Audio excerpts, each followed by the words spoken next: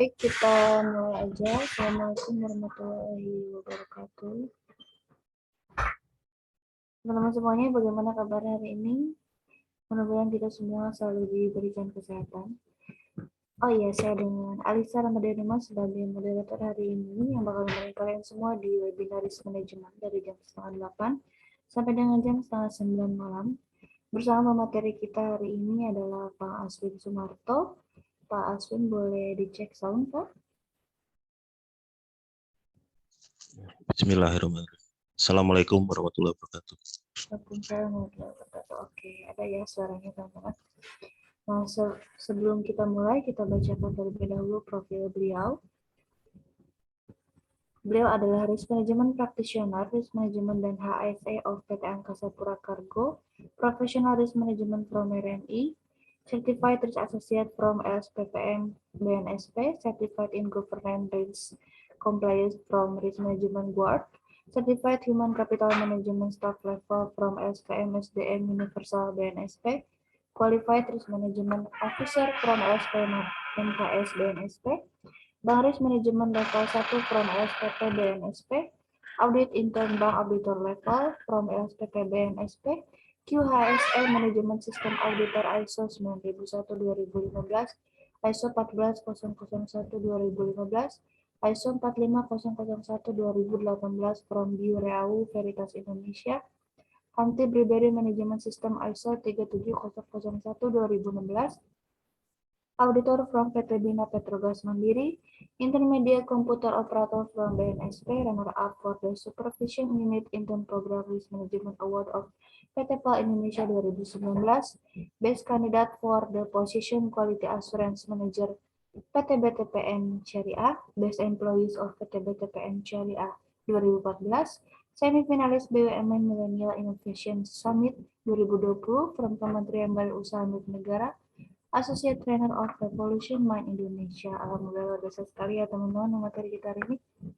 Oh iya, sebelumnya mohon maaf untuk mic dan kolom chat partisipan kami off-kan supaya webinar ini berjalan lebih lancar, efektif, dan kondusif. Kemudian apabila nanti pemateri atau Pak Aswin membuka sesi diskusi atau pertanyaan, peserta dapat melakukan raise hand. Nanti dari kami akan melakukan ask to unmute, baru peserta bisa melakukan unmute ya. Untuk sekarang, sebelum mulai kita membaca doa terlebih dahulu menurut kita masing-masing. Berdoa dimulai.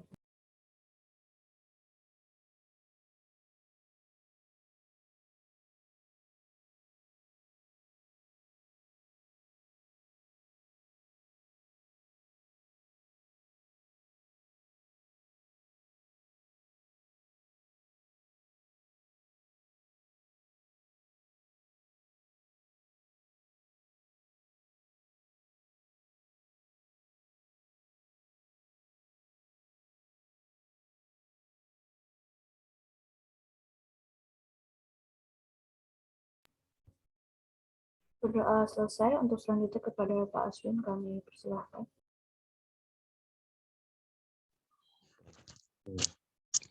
Coba tes lagi ya. Assalamualaikum warahmatullahi wabarakatuh.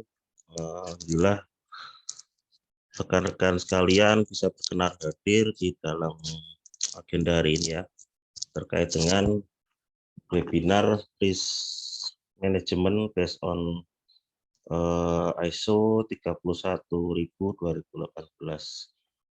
Ini kurang lebih nanti sampai 1 jam ya.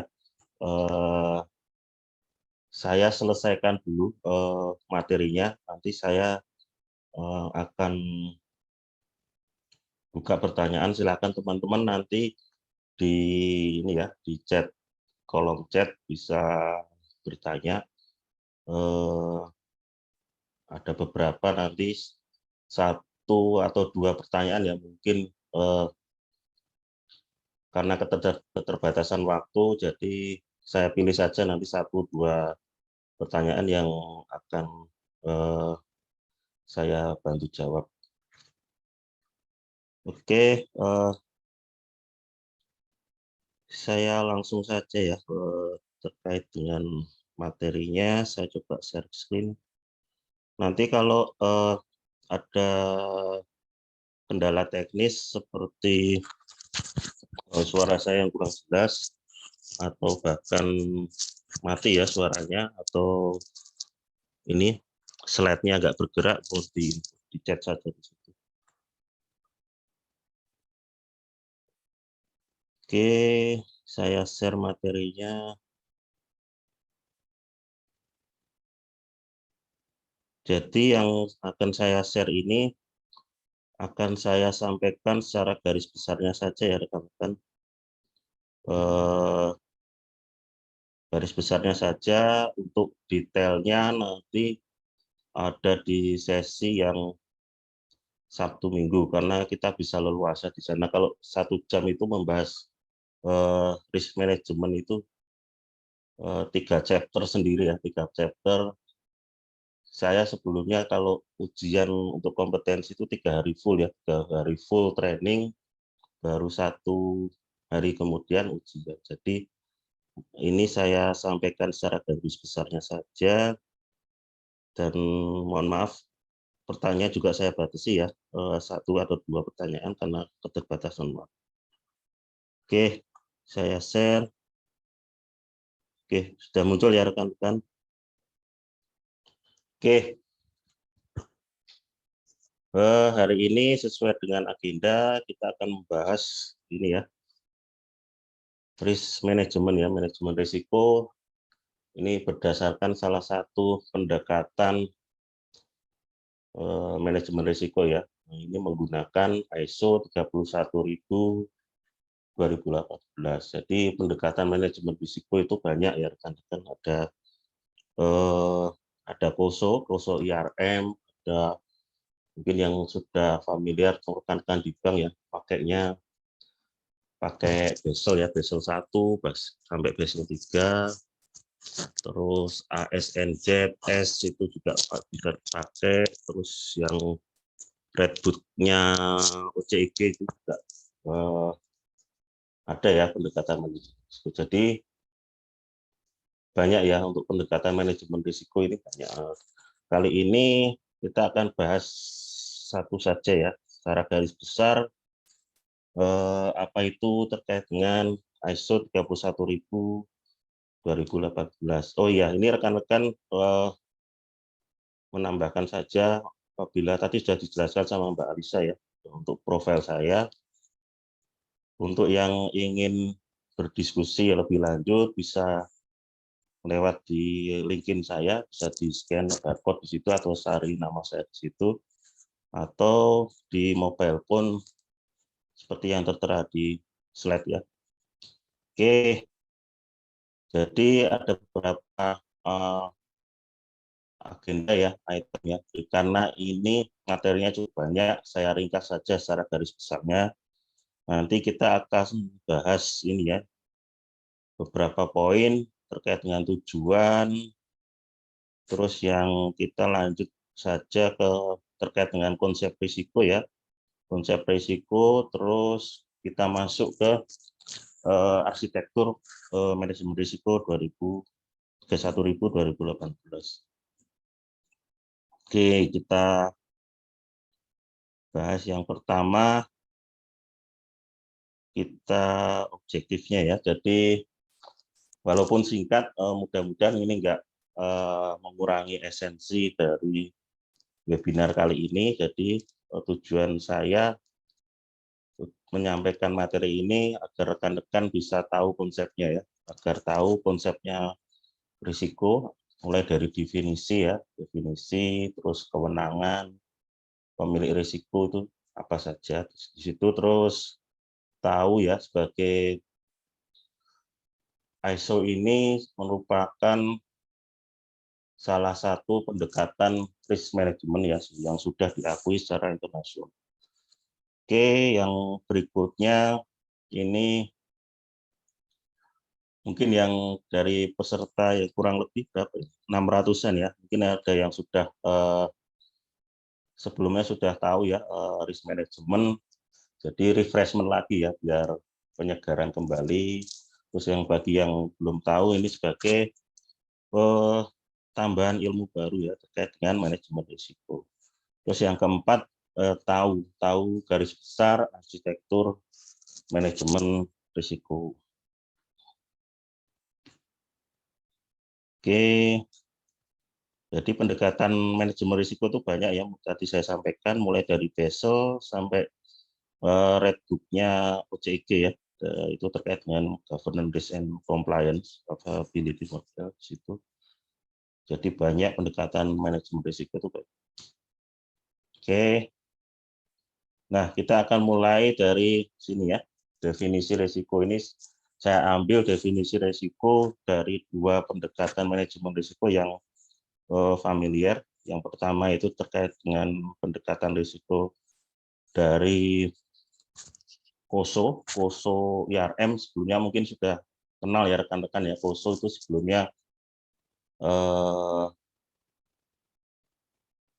membuat aturan terkait dengan sistem pengendalian internal, terus dirubah, diupdate lagi, ditempelin aspek risk manajemennya di situ. Terus yang kedua ini terkait dengan ISO 31000 2018 ya. Ini terkait dengan definisinya ya. Jadi ada dua definisi yang familiar ya, yang dari dua pendekatan risk management tersebut ada dua. Dari COSO IRM sendiri itu kurang lebih intinya risiko itu adalah ini ya, potensial problem yang mengganggu tercapainya tujuan yang sudah ditetapkan atau sasaran yang sudah ditetapkan oleh perusahaan. Sasaran itu bentuknya apa di perusahaan? Jadi bentuknya di perusahaan itu kalau rekan-rekan perhatikan yang mungkin yang sudah bekerja ya, ada kalau di instansi itu di daerah ada RPJMP, kalau di perusahaan seperti BUMN itu ada RKAP, RJBP, itu sasaran. Jadi risiko itu merupakan potensial problem yang mengganggu tujuan dari perusahaan yang sudah ditetapkan. Itu dari COSO ya, COSO ya. Kalau dari ISO sendiri, dia lebih menekankan bahwa risiko itu merupakan effect of uncertainty on objective. Jadi suatu ini ya, dampak atau akibat dari suatu ketidakpastian yang berpengaruh dari tujuan yang sudah ditetapkan oleh perusahaan. Jadi tahu bedanya ya, kalau yang COSO itu potensial problemnya, kalau yang ISO itu akibatnya, ya kan? Akibatnya bisa secara positif, bisa secara negatif. Positif itu nanti peluang ya, kalau yang negatif itu sifatnya ancaman.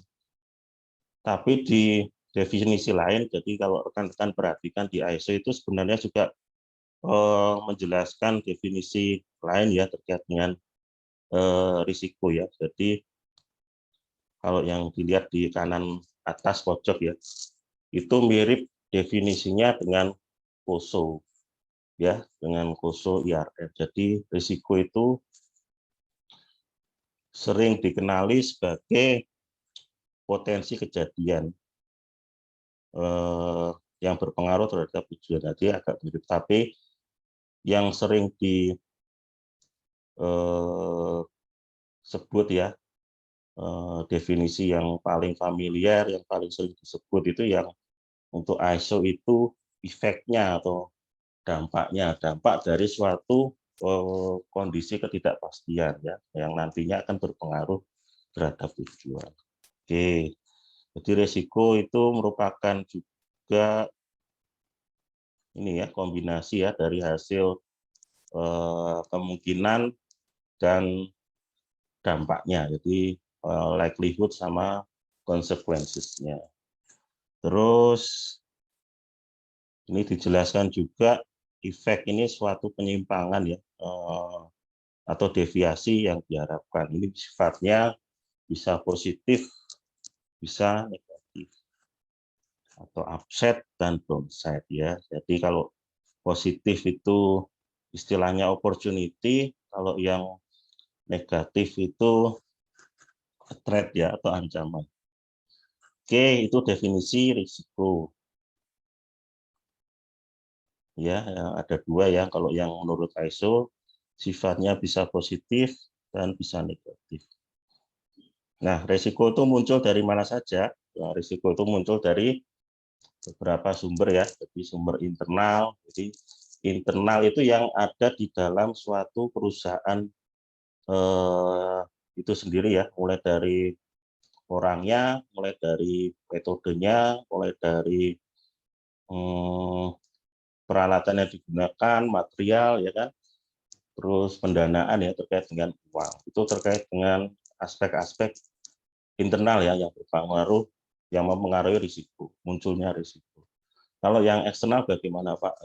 Kalau yang eksternal itu banyak ya, terutama terkait dengan kondisi politik, sosial, ekonomi, budaya ya kan. Kalau yang di BUMN mungkin ya ada, atau di instansi pemerintahan itu munculnya perubahan regulasi, itu juga yang mempengaruhi munculnya risiko ya.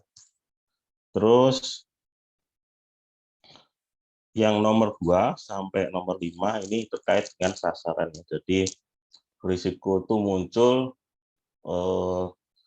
dari perbedaan sasaran ya, perbedaan sasaran. Karena perbedaan, kalau saya ambil contoh tujuan di divisi A ya, divisi HCM mungkin ya, dengan divisi produksi itu tujuannya berbeda. Jadi beda tujuan, beda risiko. Oke, ini besok kita akan bahas detailnya ya. Jadi biar ini ya, besok kita bahas detailnya biar teman-teman itu tahu ya konsepnya risiko. Karena seringnya kalau yang saya alami itu di perusahaan itu rekan-rekan kerja saya itu belum ini ya, belum bisa membedakan antara apa itu risiko, ya kan? Apa itu dampak, apa itu penyebab. Nah, itu masih sering terbolak-balik. Jadi bagaimana caranya mendefinisikan risiko ya, mendefinisikan risiko itu dengan baik. Besok kita akan bahas detailnya ya, clue-cluenya apa saja biar efektif ya. Karena manajemen risiko ini dari beberapa literatur ya, di manajemen risiko ini sifatnya hanya secara persentase itu lebih ke ini ya, aspek kepatuhan ya. Kalau manajemen risiko kan diatur dalam peraturan Good Corporate Governance ya, salah satunya menjelaskan terkait dengan manajemen risiko. Jadi masih bersifat compliance ya, compliance untuk mematuhi aturan tersebut, tapi efektivitasnya itu masih sangat kurang ya.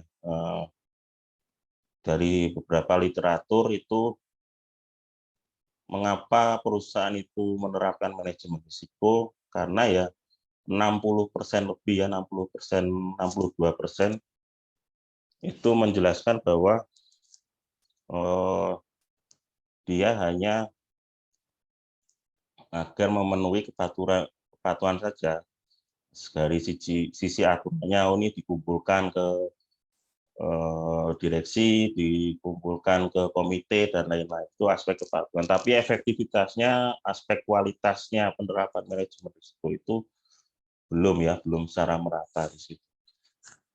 Oke, itu nanti akan kita bahas ya. Salah satunya ini harus clear dulu ya, kan definisi risiko, definisi dampak, definisi penyebab, yaitu masih sering terbolak-balik rekan-rekan sekalian.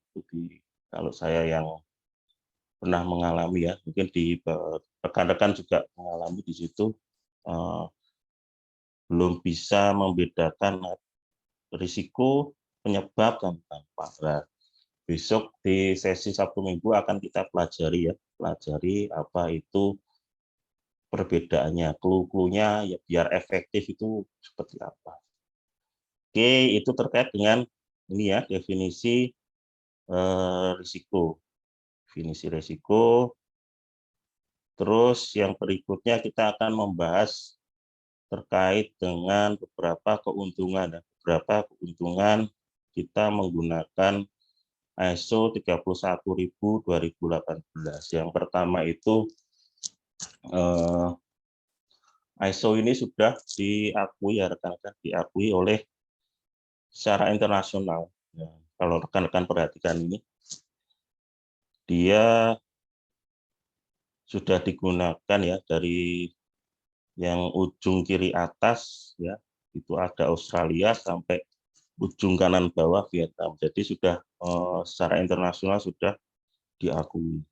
Yang kedua ini kompatibel ya, kompatibel dan terintegrasi dengan standar internasional bidang lain. Oke, ini maksudnya gimana Pak? Ini saya jelaskan ya.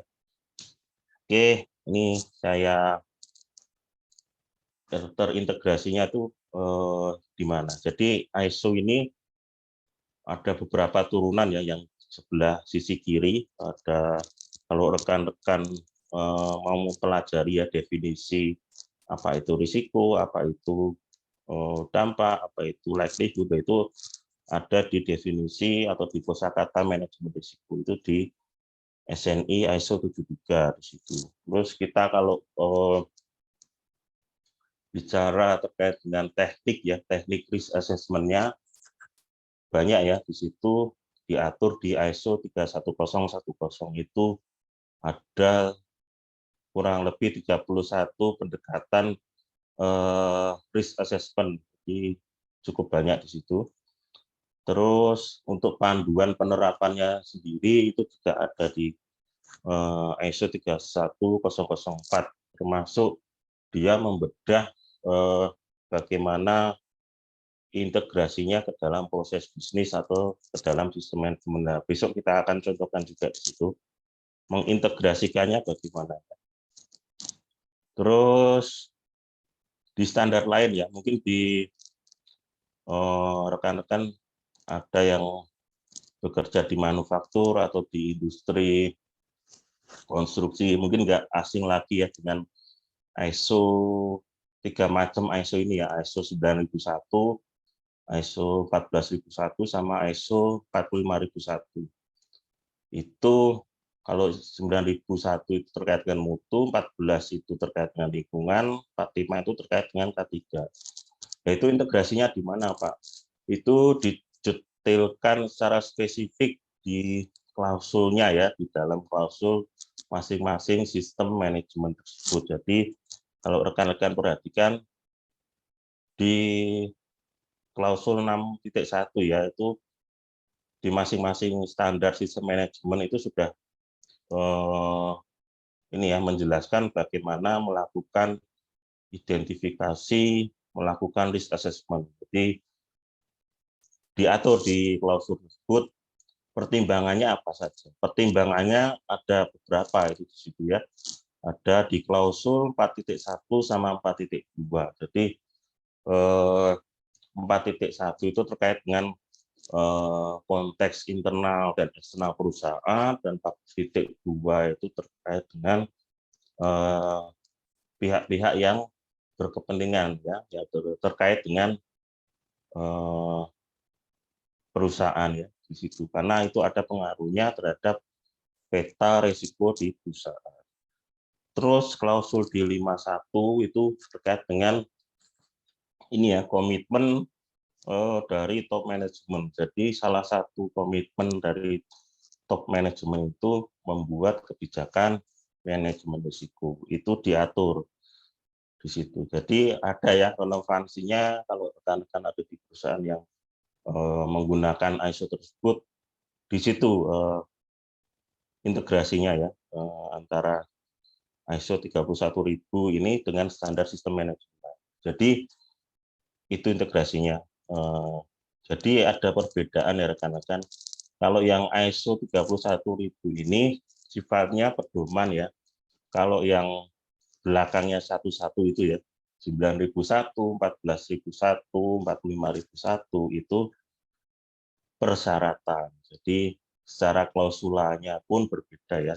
High level structure-nya berbeda di situ. Oke, itu integrasinya dengan ISO lain ya, atau sistem manajemen lain. Di audit sendiri juga ada kaitannya ya. Kalau rekan-rekan perhatikan di ISO 19011/2018, jadi itu merupakan pedoman untuk audit sistem manajemen ya, itu juga diatur di situ pendekatannya risk based thinking ya, risk based thinking pendekatannya. Salah satu pendekatannya harus berdasarkan risk based. Di mungkin yang rekan-rekan internal audit ya, untuk yang umum ya, untuk audit keuangan dan lain-lain mungkin sudah familiar untuk menggunakan IPPF ya, Practice Guide 2010 itu ada kaitannya dengan ISO 31000/2018. Ini terkait dengan risk based audit ya, risk based audit itu bagaimana relevansinya di situ. Oke, nah kita akan mulai bedah sedikit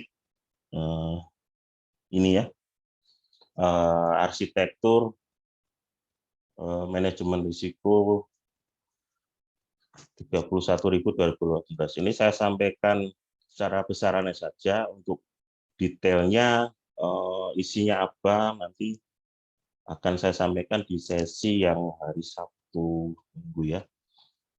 Oke, jadi arsitektur manajemen risiko ini ada beberapa ya rekan-rekan.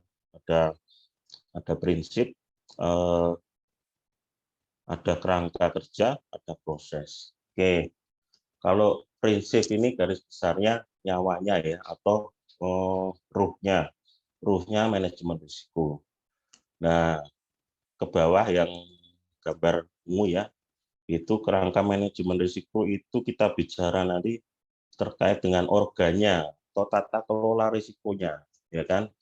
Jadi sudah ada ruhnya, sudah ada organnya, baru bisa bergerak ya, baru bisa bergerak untuk menjalankan proses manajemen risiko. Jadi kalau organ sudah ada ruhnya, bisa berjalan ya proses manajemen.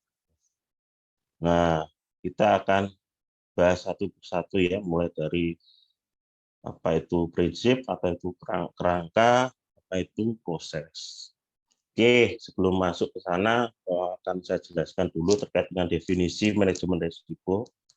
Itu merupakan aktivitas terkoordinasi ya, untuk mengarahkan, mengendalikan organisasi terkait dengan risiko. Nah, ini pengelolaannya risiko itu harus diapakan, itu istilahnya untuk manajemen risiko. Nanti kita bahas terkait dengan prinsipnya, terus kerangkanya, terus tata kelolanya, terus prosesnya. Nah, itu merupakan suatu rangkaian, itu namanya proses manajemen risiko. Karena di perusahaan itu nggak mungkin lepas dari apa yang namanya risiko. Pasti di masing-masing perusahaan itu terekspos oleh risiko.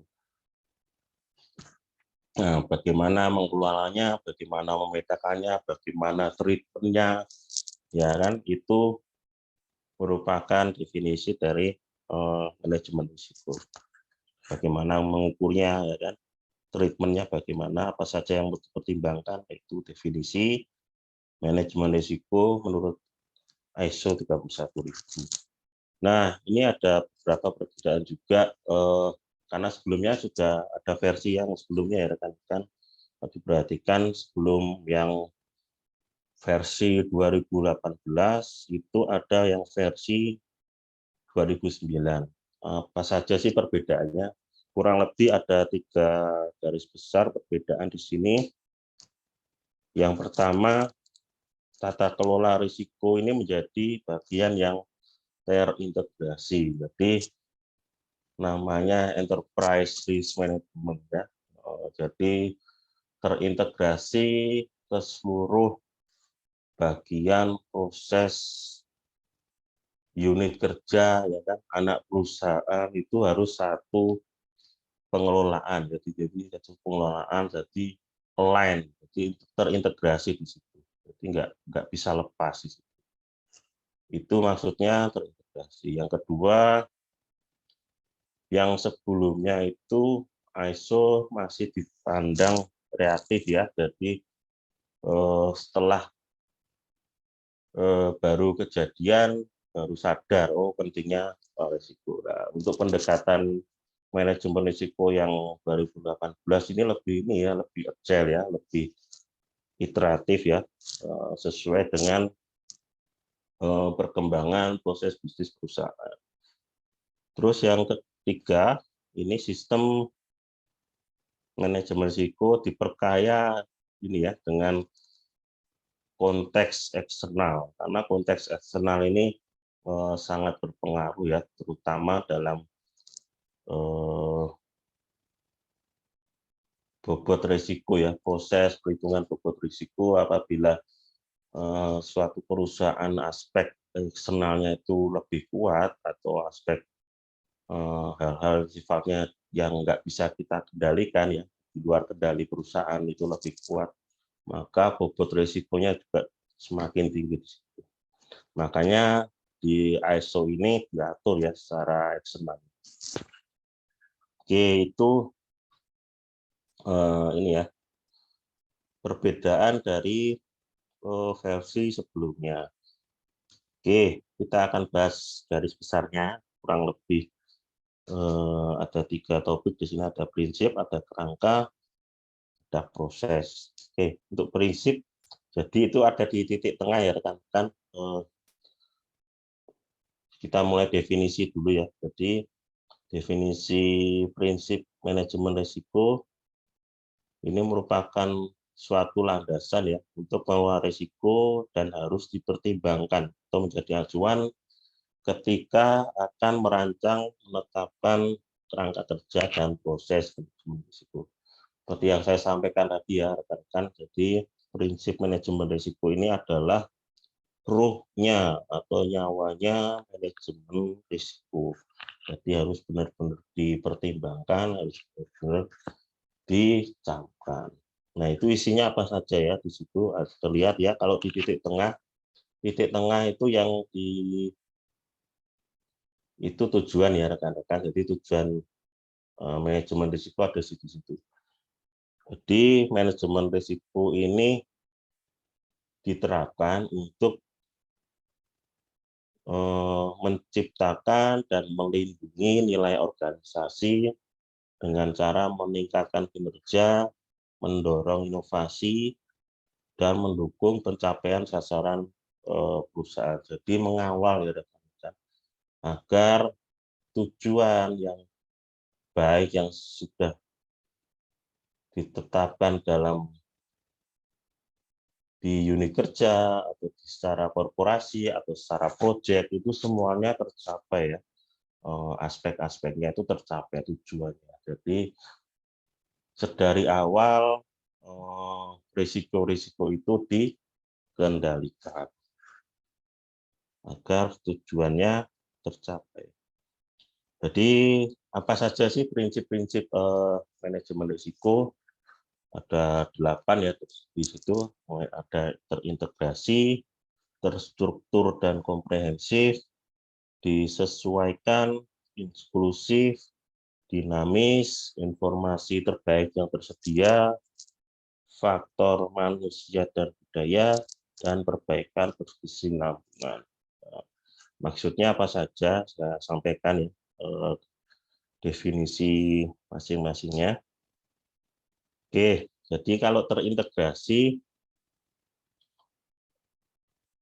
ini align ya, atau integral atau menyatu ya. Jadi nggak bisa lepas dari proses yang dijalankan oleh perusahaan atau sistem manajemen yang dipunya perusahaan itu nggak bisa lepas. Jadi harus terintegrated. Terus yang kedua, terstruktur dan komprehensif. Ini prinsip yang kedua, jadi penerapan manajemen risiko ini direncanakan ya rekan-rekan, direncanakan disepakati oleh pihak internal perusahaan. Jadi harus sepakat dulu. Jadi sepakatnya gimana? Sepakatnya bentuknya dalam suatu komitmen ya, suatu komitmen manajemen risiko itu ada semacam charternya ya. Kalau di internal audit itu ada internal audit charter, kalau manajemen risiko juga ada. Direncanakan ini bisa dibuat roadmap-nya ya, roadmap-nya atau grand design-nya manajemen risiko itu mau arahnya seperti apa. Terus yang berikutnya disesuaikan, ini maksudnya relevan dengan konteks internal dan eksternal perusahaan. Ya, harus menyesuaikan ya perubahan-perubahan baik secara internal dan eksternal perusahaan. Terus inklusif. Inklusif ini melibatkan seluruh elemen ya, ini garis bawah ya, seluruh elemen organisasi. Jadi nggak bisa ditangani sendiri oleh person atau unit kerja manajemen risiko sendiri, itu nggak bisa. Harus melibatkan semua unsur yang ada di perusahaan. Oke, yang berikutnya peka terhadap perubahan yang terjadi baik secara internal maupun eksternal. Internal ini contohnya yang signifikan ini ada perubahan struktur organisasi. Ya, itu kan apalagi kalau di level atas ya atau di BOD-1 atau setara GM atau VP lah itu bisa jadi mengubah peta risiko perusahaan. Jadi harus peka. Terus informasi terbaik yang tersedia. Ini penting ya rekan-rekan, karena ini sebagai salah satu unsur pertimbangan ya, unsur pertimbangan dari top manajemen, misal dari unit manajemen risiko atau fungsi yang lain itu melakukan kajian, itu harus berdasarkan data yang valid ya, sumbernya valid, yang sumbernya bisa dipertanggungjawabkan. Itu kan nanti ujung-ujungnya ini ya, ujung-ujungnya sebagai dasar top manajemen itu mengambil keputusan. Misal terkait dengan project risk ya, ini project ini aman nggak kalau kita ambil gitu kan, atau malah berbahaya bagi kelangsungan hidup perusahaan. Oke, yang berikutnya faktor manusia dan budaya. Ini terkait dengan ini ya rekan-rekan, terkait dengan budaya risiko. Jadi organisasi itu harus bisa membangun budaya risiko. Itu caranya bagaimana? Banyak ya caranya, rekan-rekan, seperti pelatihan atau awareness lain, mungkin award ya kan, award terkait dengan manajemen risiko, itu juga upaya membangun pelatihan, membangun budaya risiko ya, termasuk peningkatan kompetensi ya kan, disertifikasikan, itu termasuk salah satu peningkatan budaya risiko. Terus perbaikan berkesinambungan. Jadi tentunya manajemen risiko ini perlu dilakukan evaluasi. Evaluasi dari mana? Bisa dari internal oleh perusahaan ya, perusahaan itu sendiri, dari pihak yang independen secara internal ya. Biasanya dilakukan proses audit oleh audit internal di perusahaan ya, untuk mengakses bagaimana manajemen risiko di perusahaan itu diterapkan. Kalau yang eksternal biasanya itu ada assessment ya dari luar, itu namanya assessment terkait dengan risk maturity index atau risk maturity levelnya atau tingkat kematangan risiko. Jadi perlu dilakukan evaluasi. Oke, itu prinsip ya. prinsip manajemen risiko, jadi dicamkan betul ya poin-poinnya, prinsip-prinsipnya apa saja. Jadi mulai tujuannya yang tengah, terus yang 8 prinsip yang mengelilingi. Nah, prinsip-prinsip itu nanti akan ini ya turun ke kerangka sama yang ke proses. Jadi akan kita lihat turunannya itu kemana, atau integrasinya atau alignment-nya itu kemana. Oke, itu jelas ya. Itu terkait dengan prinsip manajemen risiko. Yang berikutnya kita akan bahas terkait dengan ini ya, kerangka kerja manajemen risiko. Nah, itu yang gambar warna ungu ya, itu gambar seperti roda, sama yang seperti gambar sebelumnya, ada porosnya di situ ya. Nah, apa sih kerangka kerja manajemen risiko? Itu merupakan seperangkat komponen yang menyediakan landasan pengaturan organisasi untuk perancangan, pelaksanaan, pemantauan, dan peninjauan peningkatan manajemen risiko secara berkala di seluruh organisasi. Ya kan, ini bicara terkait dengan tata kelola risiko atau organnya manajemen risiko itu ada di sini. Ini yang prepare siapa? Yang prepare nanti ada perannya BUD sama perannya BUC. Dan melibatkan ini ya perannya bagian atau fungsi manajemen risiko atau unit kerja manajemen risiko. Oke. Nah, kalau kita perhatikan itu gambar seperti roda ya rekan-rekan. Ada porosnya. Porosnya itu adalah kepemimpinan dan komitmen. Jadi ini harus ada ya, harus ada bentuk kepemimpinan dan komitmen ya. Ini diwakili oleh, kalau di instansi perusahaan itu ada BOD atau BOC. Kalau rekan-rekan di inspektorat daerah siapa Pak? Yang paling atas tentunya ya, kalau di daerah provinsi atau daerah kabupaten itu sudah dilihat. Jadi ini menyesuaikan ya. Jadi ini harus ada bentuk kepemimpinan dan komitmen. Jadi kalau nggak ada porosnya ini nggak ada yang nggak bisa jalan itu rodanya. Itu bentuk pemimpinannya atau komitmennya itu seperti apa? Ada beberapa hal di situ ya. Jadi bisa mulai penetapan ini ya, penetapan kebijakan manajemen risiko, ada penetapan komitmennya, terus penyediaan sumber daya. Sumber daya itu nggak hanya manusia, dari aspek anggaran, dari aspek sistem atau aplikasi yang akan dibangun untuk mendukung penerapan manajemen risiko. Nah, itu harus ada porosnya dulu. Kalau porosnya nggak mau, ya nggak jalan itu. Misalnya mau nggak ngerti ya, nggak ngerti manajemen risiko, ya nggak jalan di situ. Makanya di beberapa perusahaan ya, terutama di bank, direkturnya ya, untuk yang membidangi fungsi manajemen risiko atau yang mau jadi direksi ya, yang diangkat itu harus dibekali sertifikasi manajemen risiko, karena dia itu yang nanti ujungnya sebagai nakoda perusahaan itu akan mau diarahkan kemana. Itu tentunya harus tahu konsep-konsepnya risiko. Makanya untuk penetapan direksi, direktur utama, dan direktur-direktur yang lain, termasuk di level-level yang fungsional ya, seperti kepala cabang, kepala wilayah.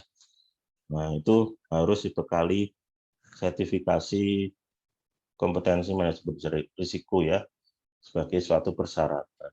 Nah, oke, kerangkanya apa saja di situ? Nah, itu ada masing-masing perannya ya. Jadi ada integrasi, desain, implementasi, evaluasi, dan perbaikan. Integrasi sampai dengan implementasi ini ada perannya BUD. Kalau yang evaluasi dan perbaikan itu di peran keduanya ya. Nah, untuk rancang kerangka kerja ini dibantu oleh ini ya, ada perannya unit manajemen risiko atau fungsi manajemen risiko. Oke, kita mulai yang integrasi ya, integrasi tadi yang saya sampaikan. Nah, ini kan turunannya dari tadi kan, turunannya dari prinsip tadi yang pertama ya, di prinsip salah satunya integrasi. Integrasi ini jadi risiko itu dikelola di semua bagian struktur organisasi ya, itu nggak hanya di internal perusahaan ya. Kalau di tempat saya itu kan merupakan anak perusahaan dari induk ya. Jadi anak perusahaan itu ya harus integrate sama induknya. Jadi misal induknya menggunakan ISO 31000 ya, anaknya ya juga pakai itu. Jadi jangan pakai yang lain ya. Jadi itu namanya integrated ya. Itu di organisasi. Kalau yang diproses ya, jadi kalau diproses intinya itu harus align ya, align dengan proses bisnis perusahaan. Misal ada suatu fungsi di human capital ya, ada 5 proses di situ ya. Ada mulai rekrutmen sampai dengan proses retirement ya, untuk pensiunan. Itu untuk seluruh proses yang ada di human capital itu harus dilakukan proses risk assessment-nya atau proses manajemen risiko. Jadi semua lingkup yang ada di human capital itu harus dilakukan proses risk assessment. Itu kalau yang proses. Jadi ada dua ya, secara proses dan secara organisasi. Bisa juga nanti diimplementasikan di ini ya, di proses manajemen risiko. Terutama untuk proses risk assessment-nya ya, integrasinya bagaimana. Oke, besok akan kita bahas ya, contohnya integrasinya itu bagaimana. Oke, BOD itu tadi yang fungsi masih di BOD ya, itu integrasi. Yang kedua ini desain. Desain ini terkait dengan pemahaman konteks. Nah, ini kan ada turunannya lagi kan dari yang tadi, sifatnya dinamis ya, peka terhadap konteks perubahan secara internal dan eksternal. Oke, terus di situ juga desain ini bicara terkait dengan komitmen manajemen risiko. Itu ada charternya. Charter itu sebagai komitmen dari top manajemen bahwa manajemen risiko itu dijalankan di perusahaan. Terus ada ini ya, penetapan fungsi pengelolaan risiko ya. Jadi fungsi pengelolaan risiko itu ada beberapa fungsi ya, ada fungsi yang mengawasi, ada yang fungsi yang operasional sifatnya. Kalau di tempat kami itu ada beberapa yang dibentuk ya. Kalau di kami dibagi ya, ada divisi manajemen risikonya itu secara korporasi dia mengawasi proses manajemen risiko yang ada di layer pertama ya, di layar operasional. Dari layar operasional itu ada di unit-unit kerja ya, itu proses manajemen risikonya berjalan bagaimana. Terus dia fungsinya yang lain di unit kerja itu dibentuk ini ya, risk officer ya, sebagai tangan kanan untuk risk owner-nya dari divisi masing-masing. Itu mengelola risiko di operasional. Kalau di tingkatan atas bagaimana Pak? Itu ada semacam komite ya, komite khusus untuk memantau risiko perusahaan, terutama yang sifatnya korporasi atau strategis. Oke, itu terkait dengan fungsi pengelolaan risiko. Terus penyediaan alokasi sumber daya. Sumber daya ini termasuk anggaran, penyediaan sistem atau aplikasi berbasis IT ya, jadi pengelolaannya itu paperless ya, itu perlu sediakan oleh top management. Terus penyiapan komunikasi dan konsultasi. Jadi komunikasi dan konsultasi ini dua arah, dilakukan secara internal dan dilakukan secara eksternal. Oke, itu dari aspek desain ya rekan-rekan.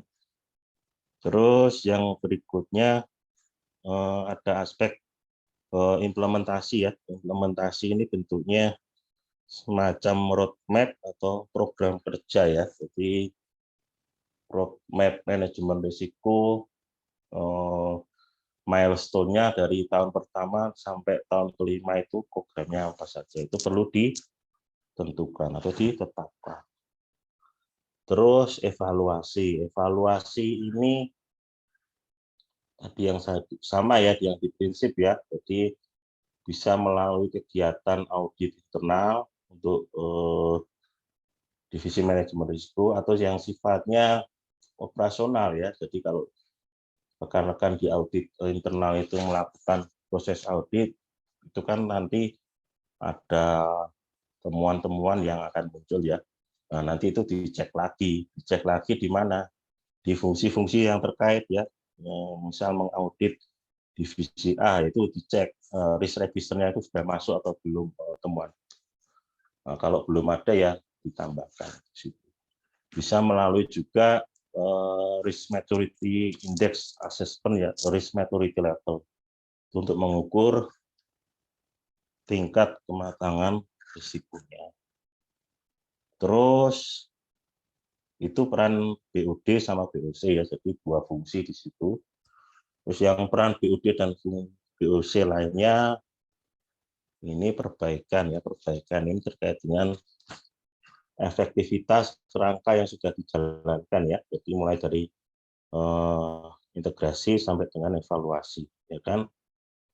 Misal ada target tujuan yang sudah disusun di roadmap-nya itu nggak jalan, itu kenapa di situ kan, terus kendalanya apa, terus mitigasinya bagaimana di situ, terus gap-nya yang sudah dilakukan untuk pengukuran risk maturity index-nya atau tingkat kematangan risikonya, itu gap-nya sudah diselesaikan atau belum. Nah, itu termasuk salah satu contoh untuk pengawasan. Nah, ini dilakukan oleh BOD dan BOC. Oke, itu terkait dengan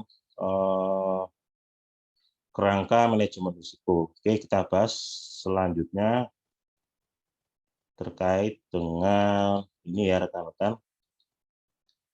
Nanti detailnya akan besok kita sampaikan ya, termasuk bagaimana manajemen risiko ini efektif dijalankan ya di masing-masing level ya, atau di masing-masing layer ya. Di layar pertama itu layar operasional ya, bagaimana, terus di tingkat layar kedua itu bagaimana, yang layar ketiga bagaimana. Agar efektif manajemen risikonya itu berjalan itu bagaimana, peran masing-masing. Oke, kita akan bahas detail ya besok ya, karena materinya cukup banyak di sini. Kita akan selesaikan untuk yang berikutnya ya. Berikutnya terkait dengan proses manajemen risiko. Jadi yang gambar hijau ya, yang kanan bawah. Nah, itu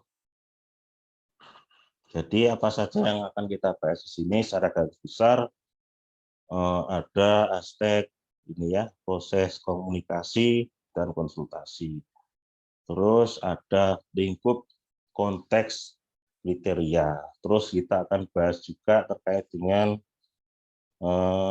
risk assessment. Nah, ini besok kita akan bedah ya detailnya ya, agar karena ini kuncinya ya, kuncinya assessment manajemen risiko itu jalan baik atau enggak, di situ efektif atau enggak, itu sudah benar penentuan risikonya atau enggak, itu atau malah kebolak-balik. Nah, kita akan pelajari besok. Itu terkait dengan penilaian risiko. Terus ada perlakuan risiko, ada pencatatan dan pelaporan, dan pemantauan dan peninjauan. Jadi diagram ini kalau rekan-rekan baca yang tengah itu dikelilingi samping kanan dan samping kiri ya, sama yang menjorok ke atas ya. Jadi dari penentuan lingkup, konteks kriteria sampai dengan perlakuan risiko itu harus dikomunikasikan dan dikonsultasikan, ya kan? Harus dipantau dan ditinjau, ya kan? Terus yang berikutnya harus dicatat dan dilaporkan. Oke, kan kita bahas sekilas ya. Jadi proses manajemen risiko ya itu tadi saya sampaikan ya, mulai dari aktivitas komunikasi sampai dengan pelaporannya.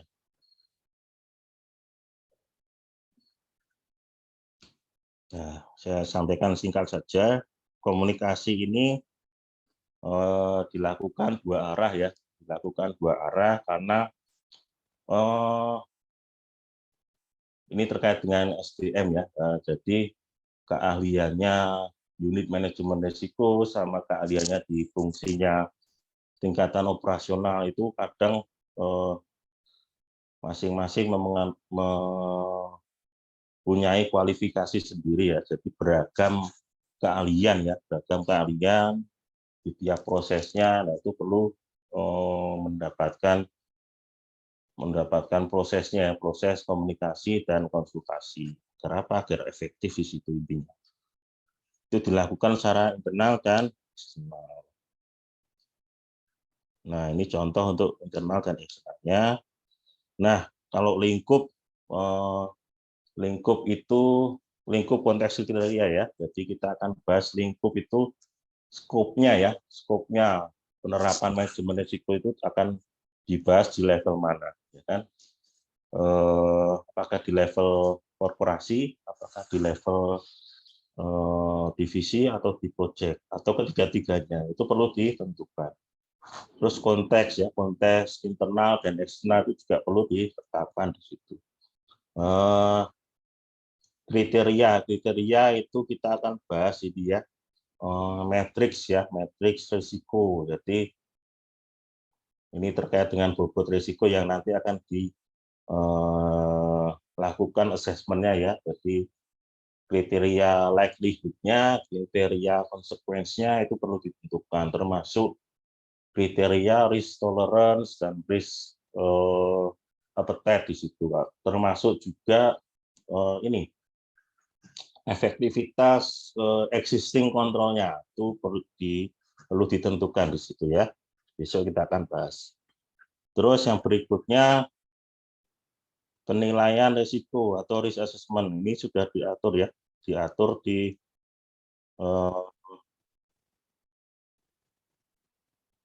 secara spesifik di ISO 31010.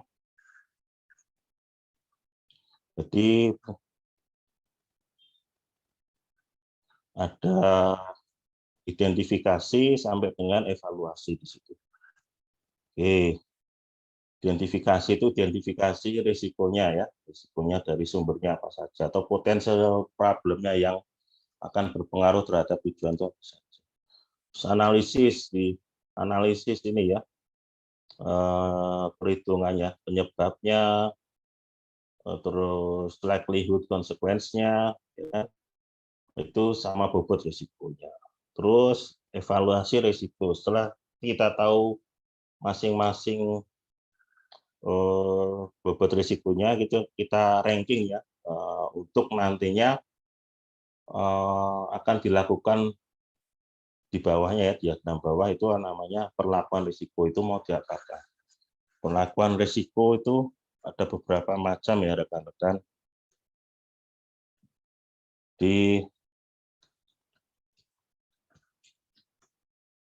Perlakuan risiko itu ada menghindari risiko, ada memitigasinya, ada berbagi, ada diterima, atau bahkan bisa dieksploitasi lagi. Nah, besok akan kita bahas secara detailnya ya. Oke, ini strateginya bagaimana. Oke, terus yang berikutnya, nah ini harus dipantau dan ditinjau ya. ditinjau ini agar lebih efektif ya. Mungkin ada yang keliru ya, keliru dalam menentukan risikonya ya, atau risiko itu belum teridentifikasi. Nah, itu termasuk juga ini langkah-langkah mitigasi yang sudah ditetapkan itu perlu ditinjau. Bagaimana tindak lanjutnya di situ. Oke, itu di pemantauan dan peninjauan. Terus pencatatan dan pelaporan. Jadi ini harus dilaporkan kan secara internal perusahaan,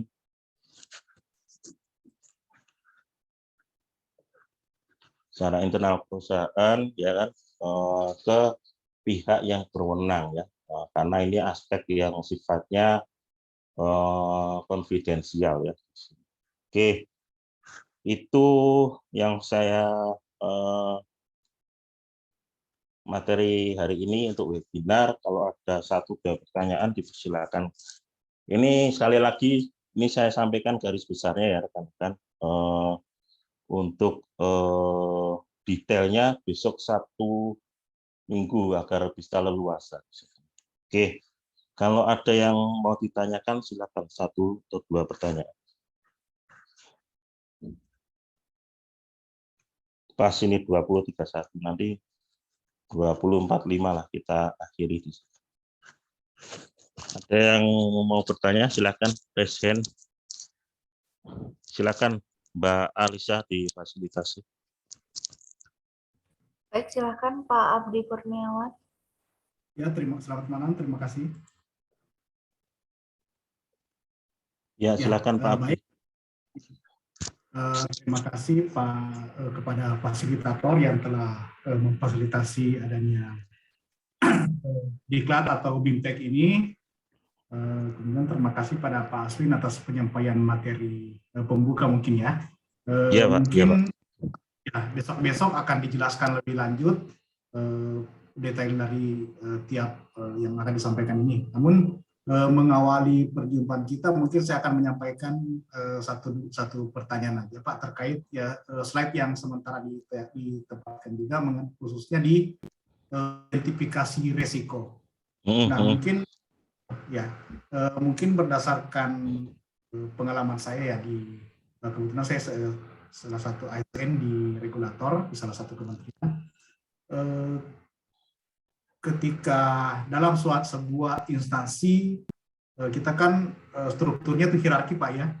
Nah, ketika sebuah kasus membutuhkan penilaian risiko, ini akan seringkali ditemukan berbeda interpretasi probabilitas risiko maupun tingkat keparahan dari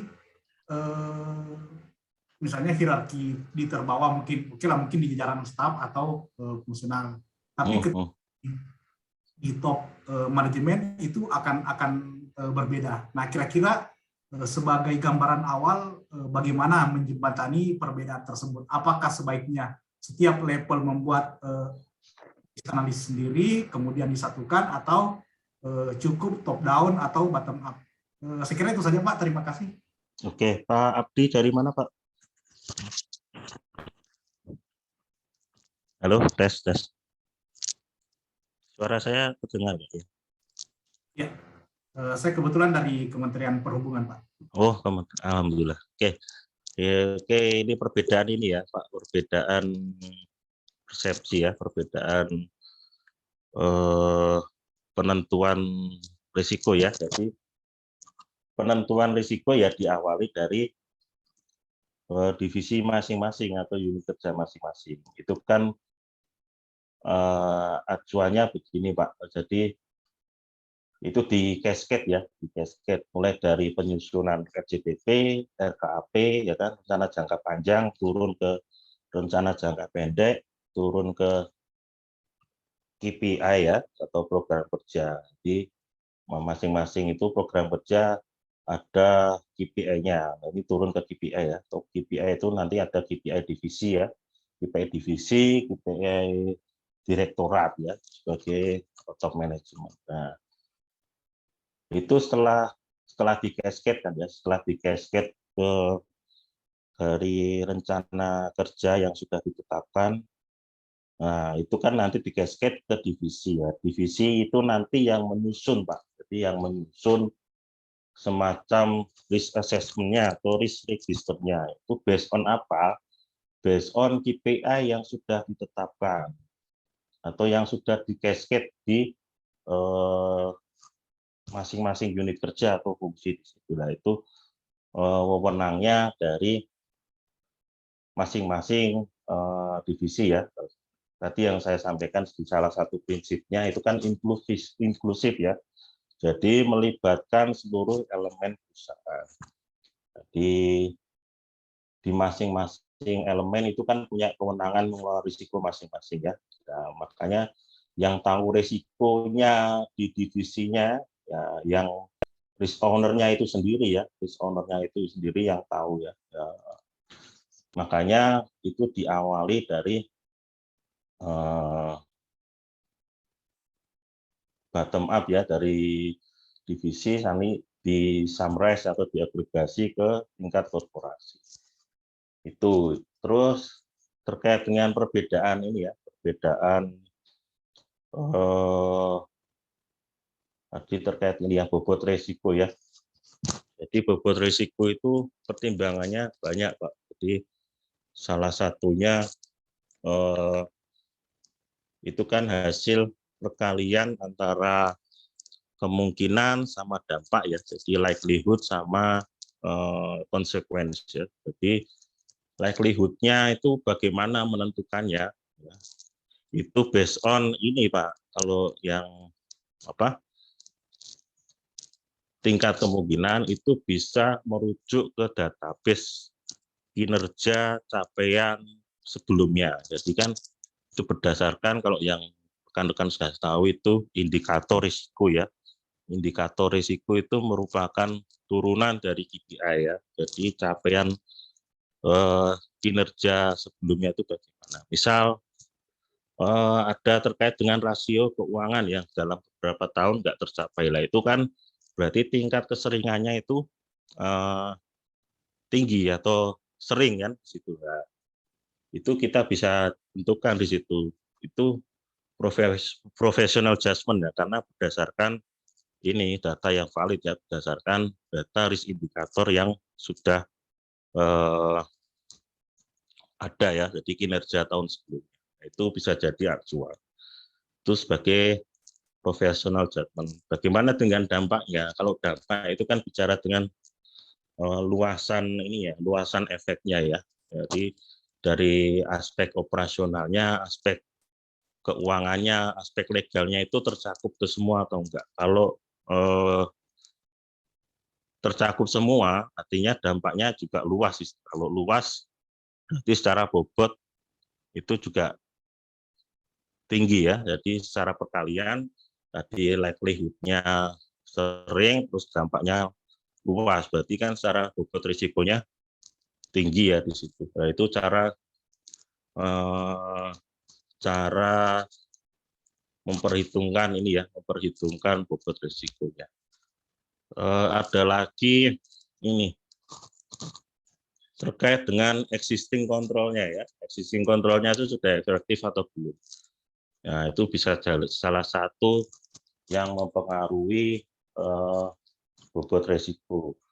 Terus yang berikutnya yang mempengaruhi bobot risiko, sejauh mana risiko itu terekspos oleh faktor eksternal, Pak. Jadi kalau semakin banyak terekspos dari faktor eksternal, itu semakin tinggi pula ya. Karena yang eksternal itu sifatnya uncontrollable ya, jadi di luar kewenangan kita. Nah, itu Pak Abdi Kurniawan yang bisa saya sampaikan. Detailnya besok saya Sabtu Minggu ya, detailnya seperti apa biar efektif. Jadi tadi yang saya sampaikan bahwa manajemen risiko ini saya harapkan nggak hanya mematuhi mematuhi dari aspek compliance-nya ya, tapi dari sisi efektivitasnya ya. Karena dari berbagai riset itu dari segi efektivitasnya masih ini ya, masih kurang. Oke, itu jawaban dari saya, Pak. Ada lagi? Untuk materi nanti akan saya share setelah yang sesi di hari Sabtu Minggu ya, akan saya share di sana. Oke, satu lagi ya, karena ada waktu di sini. Satu lagi silakan difasilitasi Mbak Alisa. Baik, silakan Pak Jihad. Baik. Assalamualaikum warahmatullahi wabarakatuh. Waalaikumsalam warahmatullahi wabarakatuh. Selamat malam. Terima kasih sebelumnya ya, malam, Mas. Atas kesempatan yang diberikan. Perkenalkan, saya Jatakil Manakusuma dari mahasiswa STI 3 Mangil. Mohon izin bertanya kepada Bapak narasumber, Bapak Aswin, di mana tadi terima kasih telah dijelaskan mengenai materi manajemen risiko. Di sini yang saya ingin tanyakan yaitu pada proses manajemen risiko, di mana tadi ada tampilan slide, ada poin perlakuan risiko. Nah, itu ada yang menghindari risiko dan mitigasi risiko. Yang saya tanyakan adalah apa perbedaan dari poin yang mitigasi risiko dan menghindari risiko? Itu yang pertama. Yang kedua, bagaimana sih untuk cara menghindari risiko yang tepat begitu, Pak? Sekian, terima kasih. Wassalamualaikum warahmatullahi wabarakatuh. Oke, terima kasih Mas Jihad. Ini bagus sekali ya terkait dengan ini ya, risk treatment ya. Jadi risk treatment itu sebelum ditentukan risk treatment-nya atau perlakuan risikonya itu kan sudah dilakukan ini ya, dilakukan assessment mulai dari identifikasi, analisis sampai evaluasi. Nah, evaluasi itu kan nanti ada ranking-rankingnya ya, ranking-rankingnya, gambaran profil risikonya seperti apa dari yang sangat tinggi sampai yang rendah. Nah, karena risiko ini cukup banyak ya, di satu perusahaan itu cukup banyak, jadi ada beberapa risiko ya yang urgent untuk diselesaikan, terutama yang sifatnya tinggi ya, sifatnya high risk. Nah, terkait dengan perlakuan risiko ya, tadi yang dihindari itu bagaimana, yang dimitigasi itu. Oke, kalau yang mitigasi ini tadi ya, mungkin belum saya tampilkan di sini. Kalau yang mitigasi itu secara levelingnya ya, atau bobot risikonya, itu kalau dari tingkat itu ada gambar yang kiri atas ya Mas ya, itu sifatnya low probability yang high impact, itu gambarnya ya, itu yang mitigasi. Itu kan ilustrasinya gini, itu kan secara kemungkinan mungkin itu kan ada orang yang mau melompat ya, jadi ada jurang di situ. Nah, jarak antar jurang itu kan nggak begitu jauh kan ya. Jadi secara probability kita akan melangkah ke sana itu bisa. Nah, kita lompat pun bisa di situ. Tapi kalau kita gagal melompat di situ, nah, itu nanti ada dalamnya ada duri ya, ada duri, ada cukup curam di situ ya kan. Nah, itu sifatnya high impact, kalau jatuh tertancap mati di situ karena high impact. Jadi yang sifatnya low probability high impact itu yang mitigasi. Mitigasi yang lain bagaimana Pak? Mitigasi itu yang bisa kita kendalikan secara internal Mas. Jadi aspek sumber daya internal yang ada di perusahaan itu kita bisa manfaatkan ya. Itu bisa, kalau sifatnya faktor penyebabnya dari internal itu masih bisa kita ada sumber daya untuk memitigasinya, itu bisa kita mitigasi. Kalau yang dari luar ya, kalau dari luar itu kan sifatnya ini ya, di luar kewenangan kita, jadi uncontrollable, jadi nggak bisa kita mitigasi. Oke, itu yang untuk mitigasi. Untuk yang menghindari bagaimana? Nah, itu dari gambar yang kanan atas ya, itu secara jarak, secara curamnya, secara akibatnya bisa diperhitungkan kan. Jadi kalau kita meloncat ya, jaraknya jauh ya kan, terus di situ juga cukup curam, terjal ya kan, ada duri di situ. Jadi kalau kita lompat kemungkinannya akan kita masuk ke jurang. Nah, kalau sudah masuk ke jurang ya akan tertancap di situ ya kan.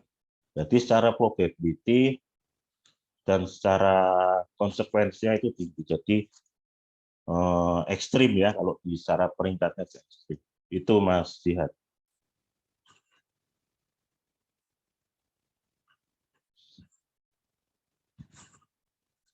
Oke, mudah-mudahan bisa ditangkap ya. Baik, Bapak. Terima kasih atas penjelasannya, Bapak. Ya, makasih Mas Jihad. Baik. Oke, ada lagi, mungkin satu lagi ya. Silakan satu lagi, masih cukup. Oke, satu lagi ya, sebelum kita akhiri. Silakan Mbak Alisa difasilitasi. Oh, Pak Krisna, bagaimana bisa di-unmute? Saya, Bu. Oke, Assalamualaikum warahmatullahi wabarakatuh. Waalaikumsalam. Silakan Pak Krisna. Dari mana Ya, Pak Krisna? Saya Salam dari kenal Pak. Inspektorat. Iya, salam kenal Pak Aswin. Ya. Saya dari Inspektorat Daerah Kabupaten Bekasi. Oh, Maaf nih agak santai dekat. Pak bajunya. Oh ya, Ya, dekat ya. mau bertanya ini mungkin sekedar saya untuk menambah pengetahuan juga. Iya Pak. Bagaimana jika misalnya ya manajemen menemukan bahwa apa namanya penanganan risiko yang telah dilakukan itu tidak mencapai pada level risk appetite yang diinginkan manajemen gitu. Apa yang harus dilakukan oleh manajemen? Terus bagaimana yang kedua itu lebih kepada bagaimana manajemen dapat menentukan pengendalian kunci yang ditentukan adalah benar-benar yang dapat apa ya? Benar-benar yang pengendalian kunci sebenarnya ya, gitu Pak. Ya, Takutnya ya, ada pengendalian kunci lain yang sebenarnya nggak ditetapkan, tapi ternyata yaitu intinya risiko itu muncul lagi seperti itu. Oh, oke, Jadi kan berulang ya tingkat Pak ya. probability-nya nanti tetap tinggi gitu, di angka yang tetap tinggi seperti itu sih. Oke. Itu aja paling ya, terima kasih. Oke Pak Krisna, terima kasih. Ini banyak ya rekan-rekan dari inspektorat, jadi dari sesi-sesi sebelumnya juga sering gabung di sini, alhamdulillah. Jadi oke, bagaimana kalau itu enggak sesuai dengan risk appetite ya? Ya kalau enggak sesuai risk appetite-nya dari top management ya itu tetap di ini Pak, dikejar ya. Misal ada kalau di tempat saya itu salah satu contohnya risk appetite-nya itu pernyataannya tidak boleh ada kasus fraud, ya kan? Nah, itu salah satu risk appetite-nya. Nah, bagaimana kalau itu secara risk profile-nya ya, misal di cabang ada kejadian fraud, ya itu dicari lagi Pak, dicari lagi terkait dengan root cause-nya apa sih yang terkait dengan fraud itu kok terjadi ya, apalagi misal secara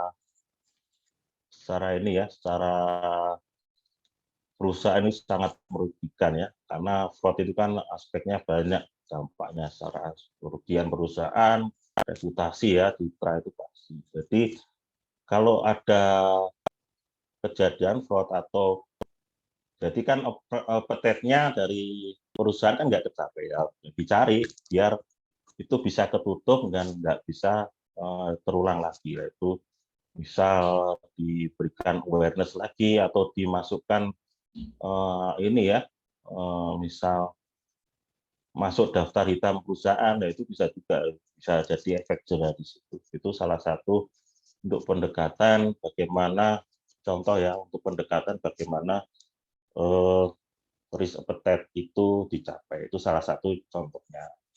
Terus yang tadi terkait dengan ini ya, risiko ya. Jadi bagaimana agar memitigasi risiko itu agar efektif, Pak. Ya, besok kan kita bahas. Jadi diketahui dulu, Pak. Makanya salah satu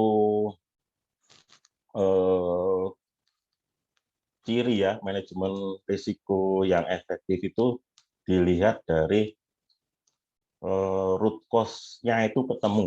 Jadi root cause-nya, analisisnya ya, root cause titik masalahnya atau akar penyebab permasalahannya itu ketemu. Jadi kalau suatu risiko itu atau temuan ya, misal teman-teman direktorat itu sering berulang, berarti kan secara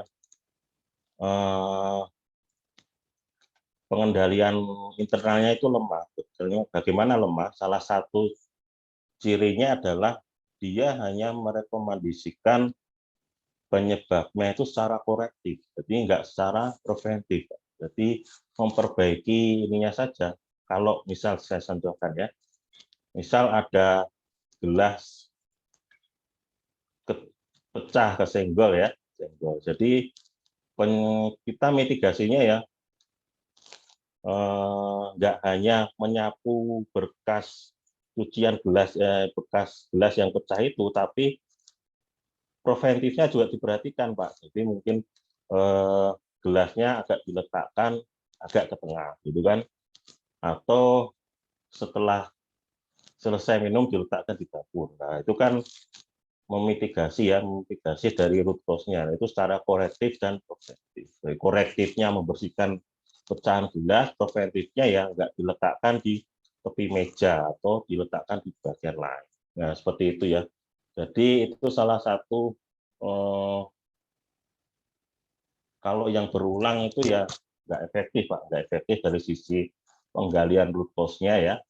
Terus root cause itu kan nanti salah satu ujungnya masuk ke ini ya, masuk ke rekomendasi yang akan diberikan. Oke, jadi nggak ketemu itu, nggak ketemu. Ya sudah memberikan rekomendasi tapi nggak komprehensif. Nggak komprehensif maksudnya nggak ketemu root cause-nya. Jadi kalau nggak ketemu root cause-nya, nanti rekomendasinya ya itu aja. Kalau itu aja ya otomatis dalam beberapa tahun nanti ya akan berulang, kan? Jadi dari sistem pengendalian internal itu nggak efektif. Oke, itu Pak Krisna. Terima kasih Pak. Ditunggu webinar berikutnya Pak. Iya Pak, yang besok Sabtu Minggu Pak. Siap. Ya. Oke, sudah cukup ya karena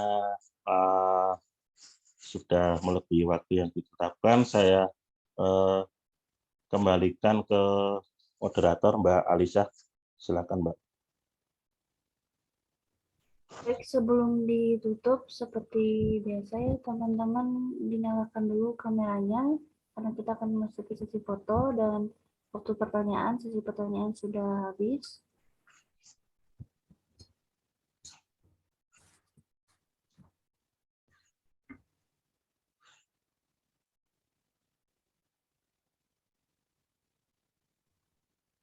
Ini ada banyak peserta, jadi kita akan foto sekitar 5 kali mengikuti aba-aba saya.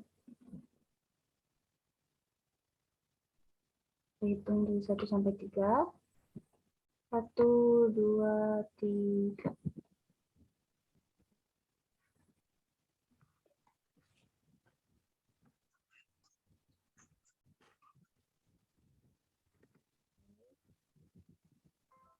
Dua, 1, 2.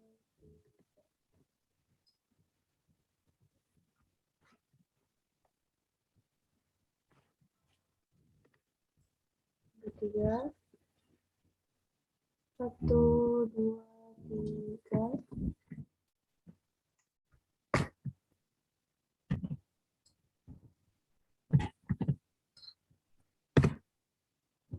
Keempat, 1, 2, 3.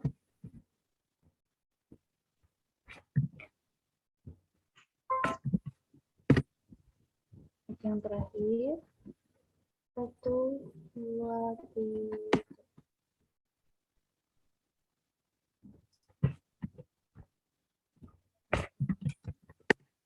alhamdulillah kita sudah menyelesaikan webinar risk management dari jam 8 sampai jam 9 malam ya teman-teman. Materi kita Pak Aswin Sumarto. Kepada peserta yang masih ingin bertanya, tadi sempat banyak yang lower hand ya, resennya belum sempat nanya dan masih penasaran. Jangan khawatir karena kita bakal ada lagi di training certification batch 8 professional risk management hari Sabtu dan Minggu 19 sampai dengan 20 Maret jam 1 sampai dengan jam 4 sore. Nah, teman-teman langsung daftar aja nanti ke adminnya. Buruan langsung daftar karena seatnya juga terbatas. Di sana fasilitas yang didapat akan ada materi juga sertifikat. Nah, untuk webinar saat ini teman-teman hanya mendapatkan recordnya saja ya teman-teman. Kemudian kepada Pak Aswin Sumarto, terima kasih atas ilmunya hari ini Pak, sangat-sangat bermanfaat untuk kita semua ya teman-teman. Siap, sama-sama Mbak. Kalau begitu saya Alisa Ramadhani pamit undur diri. Wassalamualaikum warahmatullahi wabarakatuh. Waalaikumsalam warahmatullahi wabarakatuh. Terima kasih Mbak Alisa, rekan-rekan sekalian.